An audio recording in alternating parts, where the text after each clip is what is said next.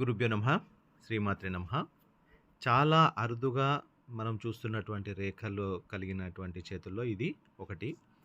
జనరల్‌గా మనకు ఏ పర్వతం పైనైనా ఇలా 3 ఖండితాలుగా మనము చూస్తూ ఉంటాము. ఇక్కడ మీరు గమనించినట్లయితే ఈ యొక్క బుధ పర్వతం పైన 1, 2, 3, 4 ఈ రకంగా 4 ఖండితాలు మనము చూస్తూ ఉన్నాం.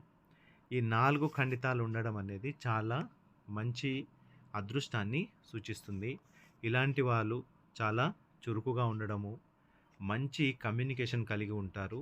వీరు బిజినెస్ లైన్‌లో చాలా బాగా రాణిస్తారు. ఎందుకనంటే వీళ్ళ యొక్క అబ్జర్వేషన్ అనేది చాలా బావుంటుంది. వీళ్ళు కొత్త కొత్త ఆలోచనలు బిజినెస్‌లో ఏ రకంగా గ్రోత్ చేద్దామనే ఆలోచనలు వీరి లోపల చాలా ఎక్కువగా చూస్తూ ఉంటాము. అలాగే ఎక్సలెంట్ కమ్యూనికేషన్స్ ఉంటాయి వీళ్ళ లోపల.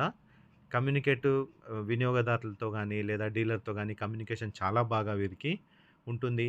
బిజినెస్‌లో వీరు ఉన్నారు అంటే ఖచ్చితంగా అక్కడ వస్తువులను ఎంత మార్జిన్ ఎట్లా అనేది వీరు చాలా బాగా అందులో రాణిస్తారు.